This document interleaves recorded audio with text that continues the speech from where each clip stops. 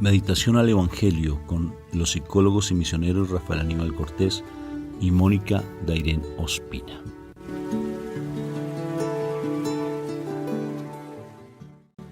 Bueno, un saludo fraterno de paz y bien a todos ustedes. Dios me los bendiga, me los llene de mucha paz el Señor, que Él los siga inundando con su preciosa gracia. Hoy tenemos la meditación del Evangelio. Bendito sea el Señor por su palabra viva. Y la palabra sé que es muy edificante para nosotros. Con mi esposa lo ha sido. Generalmente nosotros tratamos de levantar muy temprano, hacer oración y meditar la palabra. Y la enseñanza es espectacular, lo que el Señor nos confronta con esta palabra que hoy se va a proclamar. Es muy hermosa. Por tanto, invitamos a la Santísima Trinidad para que sea ella la que nos oriente, nos guíe y a través de su espíritu de amor hermoso podamos nosotros entenderla. Por la señal de la Santa Cruz, de nuestros enemigos, líbranos, Señor, Dios nuestro, en el nombre del Padre, del Hijo y del Espíritu Santo. Amén, amén y amén. Padre Santo del cielo, yo te doy gracias, Señor, por este momento que tú nos das, de estar en tu presencia viva, de permitirnos compartir tu palabra, que tu palabra sea viva y eficaz, que tu palabra llegue a lo profundo de nuestro corazón. Yo te doy gracias, Papito Dios, porque esa comunidad es tuya, este momento de recibir tu palabra es tuya, este momento de poder compartir tu palabra es tuyo. Por eso te imploro que la presencia del Espíritu Santo esté en nosotros. Ayúdanos cada vez más a estar en tu amor, a crecer en tu amor. Gracias por tu mensaje, porque hoy nos das una palabra muy edificante. Bendito y alabado seas por siempre. Amén, amén y amén. Bueno, vamos a tomar el Evangelio de San Lucas, capítulo 19, del versículo 1 al 10. Jesús entró en Jericó y comenzó a atravesar la ciudad. Vivía allí un hombre rico llamado Zaqueo, jefe de los que cobraban impuestos para Roma. Este quería conocer a Jesús, pero no consiguió verlo porque había mucha gente y Zaqueo era pequeño de estatura. Por eso corrió adelante y para alcanzar a verlo se subió a un árbol cerca donde estaba Jesús, que tenía que pasar. Cuando Jesús pasó por allí, miró hacia arriba y le dijo: Zaqueo, baja enseguida, porque hoy tengo que quedarme en tu casa. Zaqueo bajó a prisa y con gusto recibió a Jesús. Al ver esto, todos comenzaron a criticar a Jesús, diciendo que había ido a quedarse en la casa de un pecador.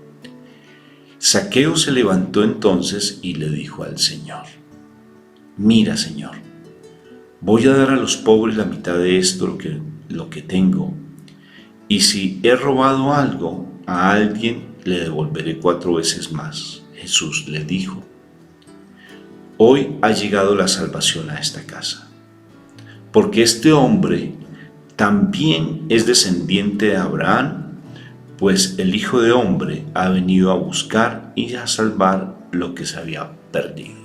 Palabra de Dios. Gloria a ti, Señor Jesús. Te alabamos y te bendecimos, Padre eterno, por tu palabra viva. Analizamos con mi esposa algo muy hermoso de cómo Zaqueo, pues primero partamos del hecho de que era una persona bajita y de por sí los judíos en la época de nuestro Señor Jesucristo pues tendían a ser muy bajitos. Tenía más o menos, digamos que la estatura promedio era de 1,60. Mi Jesús medía, según el manto de Turín, 1,80 casi. Y era un poco robusto, o sea, bien formado, pues. El Zaqueo era más o menos de 1,60, y si hablamos que es más bajito que de 1,60, pues imagínate de 1,50 de alto, más o menos, y bajito, muy bajito. Y él así siendo bajito, y no creo que fuera un joven, porque de una u otra forma era jefe de los cobradores de impuestos. Él de una u otra forma era alguien que no era querido por los judíos. Y él, ¿qué hace? Se sube a un sicomoro para poder ver a Jesús. A mí me llama la atención cómo hace que Zaqueo cambie su actitud si él está muy bien. Él no está buscando un milagro, él no está buscando tener salud, no está buscando tener prosperidad, no está buscando la restauración de su matrimonio, ni sanar la situación con sus hijos, no está buscando un milagro. ¿Y cómo hace para que él se entere o él tenga ese interés por el Señor Jesucristo? Me llama la atención porque él, de una u otra forma, allí, siendo él ese cobrador de impuestos y jefe del cobrador de impuestos con mucho dinero, porque tenía mucho dinero, él empieza a interesarse por escuchar a nuestro Señor. Y qué curioso, perfectamente siendo tan pequeño, ¿por qué no se pone a escucharlo? Perfectamente se pudo haber quedado afuera porque el Señor hablaba fuerte, tenía una voz fuerte y perfectamente pudo haber escuchado a nuestro Señor, pero quería verlo. ¿Qué relación hay entre ver y escuchar? O solamente escuchar o solamente ver, o combinar lo que es ver y escuchar. Qué curioso. Tiene una explicación muy linda a nivel espiritual y a nivel de aprendizaje en lo psicológico. Zaqueo, él de una u otra forma, él venía escuchando de nuestro Señor, porque para tener curiosidad es porque había algo escuchado, ¿no? O sea, no simplemente digo, viene alguien, sí, ¿quién es? Si no le interesa, no hubiera estado, sino que él ya había escuchado antes del Señor Jesucristo, y había escuchado de sus predicaciones lo que él enseñaba. Entonces, yo me pongo a pensar, yo como predicador y como misionero, yo me pongo a pensar, a ver, ¿qué debo hacer yo para que las personas se conviertan? ¿Cómo debo predicar teniendo en cuenta la enseñanza de mi Señor Jesucristo para que las personas, como el caso de Zaqueo, que no tiene ninguna situación, él está súper acomodado en el mundo, muy acomodado en el mundo? Entonces, ¿cómo hace para que Zaqueo, él realmente quiera conocer del Señor? ¿Cómo hace para que él se convierta? ¿Cómo es la predicación del Señor para que él se convierta? Y me llama la atención que el Señor Jesucristo pues predica no solamente con milagros, porque Zaqueo no estaba esperando que hiciera un milagro posiblemente, sino que estaba él entusiasmado por la predicación, no por el milagro, por los milagros que el Señor hacía, todas las maravillas que él hacía, no, por la predicación. Y el Señor predicaba de la verdad, predicaba el Evangelio de esta vida después de esta vida que va a pasar. Hablaba de nuestro Padre Dios, del reino al cual pertenecemos y sobre todo que él daba testimonio y era muy directo en decir las cosas, muy franco, muy honesto. Y todo ese comportamiento que el Señor Jesús tenía y todo lo que él hacía y predicaba le llamó tanto la atención a este pecador que estaba muy acomodado en el mundo, que él quiso verlo y escucharlo. Es curioso, pero cuando uno, por ejemplo, que nosotros grabamos en video, porque antes hacíamos era audios, ahora nos atrevimos a hacer videos, y es curioso, pero el impacto en ver y escuchar es diferente. Porque si tú ves a alguien predicar, vas a verle sus gestos, vas a verle sus reacciones y de una u otra forma eso te va a ayudar a convencerte más de lo que la persona está diciendo, que solamente el escuchar. El escuchar, qué interesante. Pero cuando tú ves a esa persona, tiene un mayor impacto. Y era tanta la necesidad que tenía Zaqueo de poder ver al Señor, no solamente escucharlo, quería conocerlo directamente, que se sube a un sicomoro siendo pequeño y siendo de una u otra forma ya mayor. Se sube al sicomoro, no le preocupa que lo critiquen, no le preocupa que sea publicano, porque él era publicano, porque así se le decía en ese tiempo a las personas que cobraban impuestos y de una u otra forma eran pecadores, o sea, no hacían parte del grupo selecto de los espirituales de la época, y se sube al sicomoro. Y cuando escucha la voz del Señor, la predicación del Señor, el Señor lo mira. Qué particular.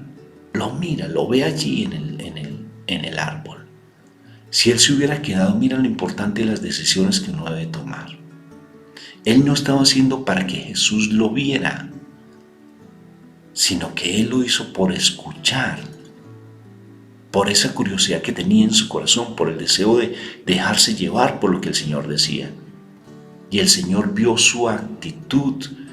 ¿Cuántos más no se habrán subido a los árboles? Ponte a pensar, ¿solamente fue él? Tal vez otros se subirían también. Pero vio en especial a Zaqueo. El Señor lo vio. ¿Por qué? Porque vio la intención de su corazón, porque vio lo que él sentía en su interior. O sea que en ese momento para nosotros una enseñanza inicial es que el Señor sí está pendiente de tu actitud, está pendiente de lo que tú haces, de lo que tú dices, está pendiente de la intención que tienes en tu interior, así tú no lo creas, pero está pendiente. Y a mí me llama la atención, por ejemplo, como aquí en la casa donde vamos a vivir, aquí en una población que se llama Circasia, en el Quindío, que es muy bonita. Y tenía problemas yo con el bendito calentador de agua porque aquí hace frío. Pues no tan frío como Bogotá, donde nosotros generalmente hemos vivido, pero aquí es una región más bien tibia, pero tendiendo a lo frío. Y se necesita el calentador porque el agua es muy fría. Y curiosamente el calentador, compramos un calentador grande, pero el señor que lo instaló no podía, ese calentador, no, qué problema con ese calentador. Se subía la presión, calentaba más de 70, 80 grados centígrados, altísimo, se disparaban en las alarmas y se apagaba. Prendíamos el agua fría por el agua tan caliente y se apagaba. O sea, no funcionaba por ningún lado. Y él, llámelo, y no me contestaba. Eso fue un complique con ese bendito calentador. Y por ningún lado me funcionaba. Hasta que me tocó llamarlo fuertemente y le dije, por favor, ¿usted qué está pasando? Sea por favor honesto con las cosas que se están dando, porque yo a usted le di un dinero y usted está fallando a ese compromiso que tuvimos los dos. Y no me contesta el teléfono, me pone otras personas que contesten. Por favor, necesito que me solucione porque no he podido todavía traer las cosas desde Bogotá porque estoy esperando eso para dejar la casa lista. Lo cierto es que él vino, intentó organizarlo y no se pudo. Entonces se tomó la decisión de cambiar por uno más pequeño, que generalmente ponen en las diferentes casas. Y yo dije, bueno, yo para qué comprar uno tan grande cuando perfectamente puedo verse uno pequeño, pero bueno, ya la decisión estaba tomada, si se pierde dinero, pero que funcione. Entonces estábamos en eso, y él en estos días quedó de venir a cambiar este calentador, mucho más caro el que tenía que por el que iban a traer. Y fue tan particular que ayer estaban nuestros hijos, nuestros nietos, estaban aquí en la casa. Y era tarde ya. Mi esposa, yo no sé por qué se quedó con los niños y no habían almorzado todavía, porque en Colombia siempre se almuerza de 12 a 1 más o menos, que es la hora del almuerzo. 1 de la tarde ya es un poquito tarde, pero eran las 3 de la tarde y no se le había dado almuerzo a los niños. Y dije, ¿pero qué pasó? ¿Qué pasó con esto? ¿Por qué Mónica está esperando? Y curiosamente no es porque ella se haya puesto de acuerdo con nuestro hijo para que viniera aquí a la casa, sino que se dio la casualidad que él vino aquí a la casa a llevar a los niños cuando perfectamente nosotros los pudiéramos haber llevado. Si no había ningún lío, ningún problema, porque teníamos que llevarlos, pero él decidió venir, entonces estábamos esperándolo. Y a mí me sorprendió mucho porque eran las 4 de la tarde y él vino aquí a la casa. Y cuando llegó a la casa, dijo, qué bueno, ¿y cómo está? Y se puso a mirar la casa y todo. Dijo, el calentador, ¿qué pasó? Yo no lo conocía. Dijo, mira, tenemos este problema. Y se puso a revisarlo. Yo le dije, ¿pero para qué lo vas a revisar? No lo toques porque lo van a cambiar, porque el Señor después va a decir que yo lo dañé. Déjalo tal cual lo dejó. Dijo, espera un momentico, Rafa, espera un momentico. Entonces empezamos a mirar el calentador y empezó a moverle por aquí, a moverle por allá y a organizarlo. Dijo, prende el agua, prende el agua. Y cuando empezó a funcionar, dije, ¿qué le hiciste? Dijo, pues el regulador de agua. El Señor nunca se dio cuenta que había aquí una perillita debajo. Había un botoncito que había que moverlo para prender la cantidad de agua que subía. Y era una cosa sencilla, pero como el experto no había colocado este tipo de calentadores, porque él colocábamos generalmente unos pequeños, no sabía de esa perilla. Y mi hijo le hizo, es que así yo tengo uno parecido y lo pude organizar. Lo cierto es que arregló el agua. Entonces yo llamé al señor del agua y del calentador. Le dije, ya no te preocupes, mira lo que pasó. Mi hijo lo organizó, me dijo, qué alegría. Me alegra mucho porque me ayuda eso a descansar porque estaba muy preocupado. Entonces, fue genial. Eso me llama la atención porque esta mañana en oración con mi esposa veamos cómo Dios es tan grande que permite este tipo de cosas tan sencillas. Y veíamos la mano de Dios allí en eso tan sencillo y tan elemental como un tanque de agua. Igual que en algún momento yo contaba cómo estábamos en una empresa aérea allí en Estados Unidos que allí uno compra los tiquetes de vuelo, pero no le dan a uno, no le asignan los puestos, sino en la medida que uno va entrando se sienta donde uno desea. Entonces, por tanto, si uno le toca los últimos puestos, pues le toca acomodarse donde le toque. Y precisamente estábamos los dos en los últimos puestos y yo le dije al Señor, le hice una oración, le dije, tenemos 4 horas de viaje y me gustaría irme con mi esposa. Y además yo no entiendo bien el inglés y al menos los dos nos tratamos de medio desenvolver un poquito y para que nos sentemos los dos y deja que mi esposa esté en la ventana y yo en el centro. Y fue tan particular que estábamos de últimas, porque son tiquetes económicos, ¿no? Y eran los últimos.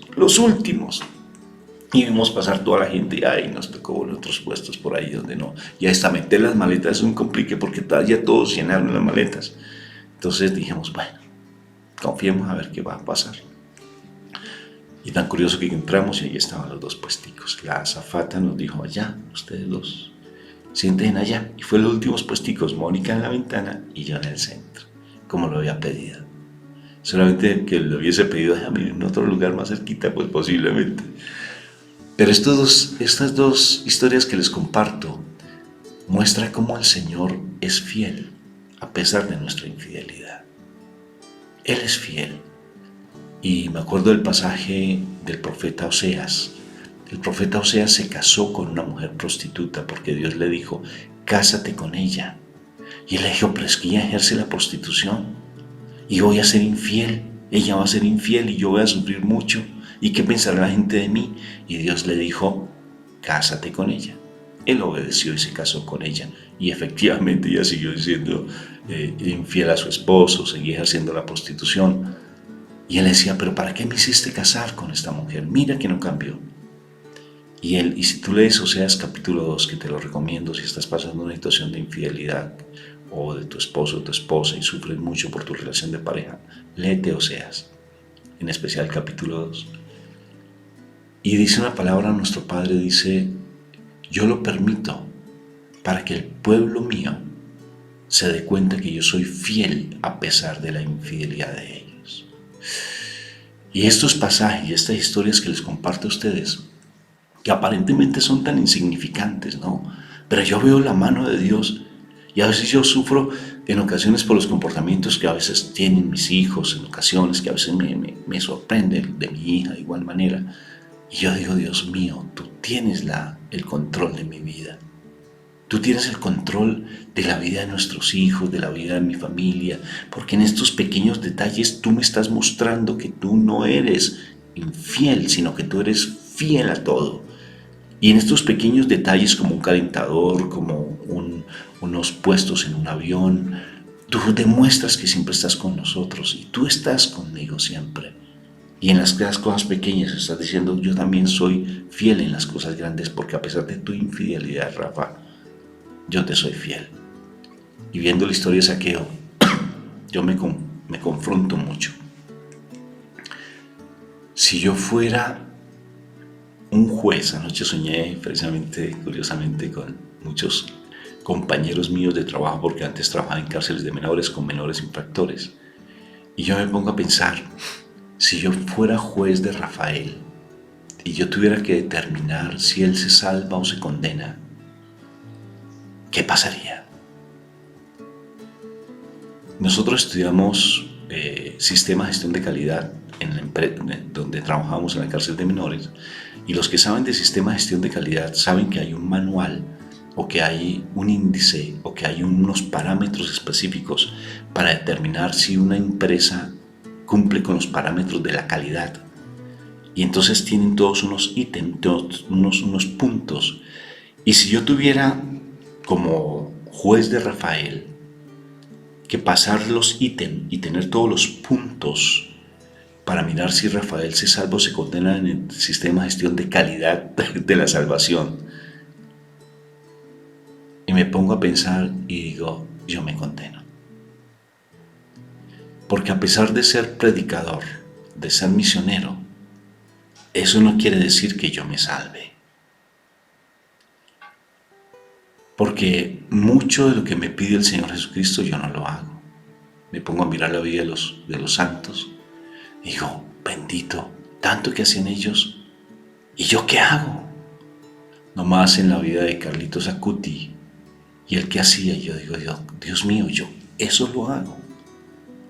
Con el hecho de simplemente ir a predicar, tener que dejar mi familia, tener que ir a muchos países, para mí, yo digo, eso es suficiente para salvarme.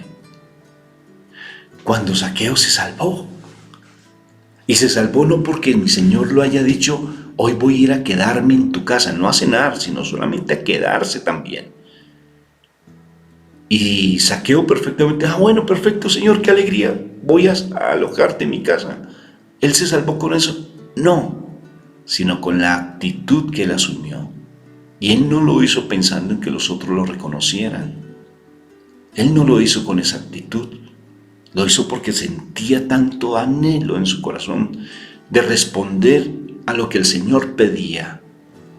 Sentía ese amor por querer ser parte del reino de los cielos, que se dejó convencer del Señor frente a lo que Él le pedía, ser misericordioso, compasivo.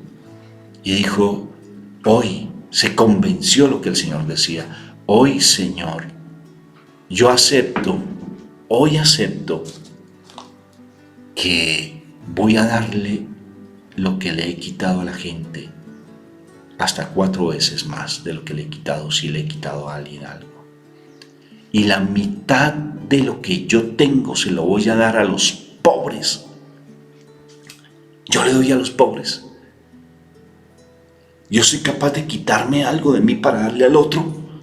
Yo soy compasivo, soy misericordioso, yo soy capaz de ofrendar, por ejemplo. Digo, no, yo soy acomodado. Hago lo que simplemente me corresponde y ya. Inclusive Mónica decía algo muy tremendo. Yo trabajo para ti, tú me pagas muy bien, si fuera una empresa, y pare de contar. Y pare de contar. Esta palabra me cuestiona mucho, porque me está hablando de la salvación. ¿Realmente yo estoy dispuesto, dentro de los parámetros de la fe, a ser salvo? En nuestra predicación siempre hablamos de la identidad.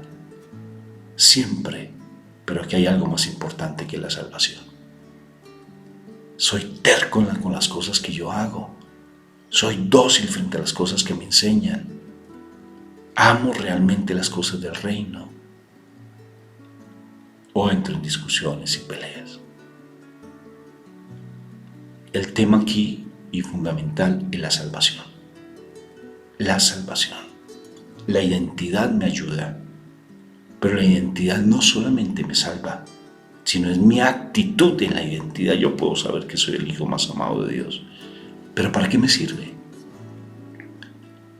Zaqueo fue determinante. No buscaba milagros, como el ciego, por ejemplo, como Bartimeo, que fue salvo también, o la mujer que tenía flujo de sangre, que me parece tan impresionante. ¿Cómo se salvó? Se salvó. El Señor dijo, te salvaste hoy. No te recibiste solamente un milagro, sino que te salvaste, igual que ese leproso. De los 10 leprosos, uno solo se salvó. A pesar de que todos recibieron el milagro, uno solo se salvó. Y fue su comportamiento, su actitud, su forma en que reacciona, su forma en que actúa. Porque no solamente es recibir al Señor en mi casa, porque cuántas veces yo lo puedo recibir y hasta tengo imágenes del Señor por todo lado, y hago rosarios, hago, hago novenas, voy a retiros.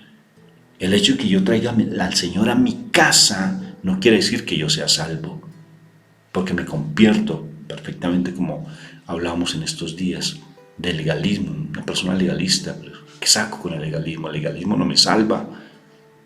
El legalismo no me salva, sino es mi actitud de misericordia hacia los demás. Cómo yo debo comportarme con los demás. Y Zaqueo, su mayor enseñanza para mí es cómo él es capaz de romper con su esquema de comodidad y de confort, porque él no estaba buscando un milagro, sino que se dejó seducir por la palabra del Señor. Y no solamente lleva al Señor, el Señor va a su casa, sino que él de por sí le ofrenda al Señor dándole a los pobres. No al Señor le dio el dinero. El Señor pasa necesidad, claro. Él no pedía para la gente, le daba por misericordia. Hizo lo que el Señor hacía: darle a los pobres, darle a los necesitados. Eso hizo. Qué preciosa enseñanza la que hoy nos está enseñando este Evangelio, de ser misericordiosos, compasivos y empezar a amar las cosas del reino. Y escuchar y ver, porque no solamente con el escuchar es suficiente, también hay que ver. Ven, vengan y miren, le dijo mi Jesús cuando los discípulos de Juan Bautista se acercaron a él, porque Juan lo mandó: vayan a ver si él es el Mesías. Y en ese momento se acercan ellos y van allí a donde nuestro Señor Jesucristo y le preguntan: ¿tú eres el Mesías? Mírenme, vengan y vean, vengan y vean. No solamente escuchen, sino vean. Los ciegos ven, los sordos escuchan, los mudos hablan. Vengan y vean. Y cómo es de importante no solamente escuchar, sino también actuar. Actuar a través de las enseñanzas que el Señor nos da. ¿Soy salvo o no salvo? ¿Tú qué crees? ¿Tú eres salvo?